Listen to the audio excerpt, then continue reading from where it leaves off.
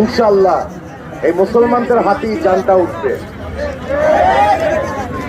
এবং আজকে যারা নিহত হয়েছেন তারা জান্নাতি, এবং তাদের সাথে আমাদের দেখা হবে কিনা এত বড় ভাগ্য নিয়ে আমরা হয়তোবা জন্মাইনি।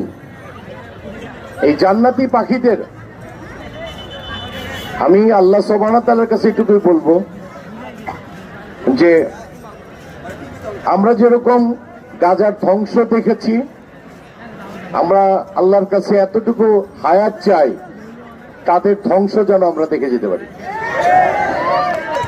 এবং আজকে এই বাংলাদেশের মাটিতে আমি একজন ওমর সানি না, আমি একজন মুসলিম, আমি একজন মানুষ, আমি একজন মানুষে এইভাবে হত্যা আমি সাপোর্ট করতে পারি না। কোন ধর্মের মানুষ এইভাবে ধ্বংস হবে এটা আমি চাই না।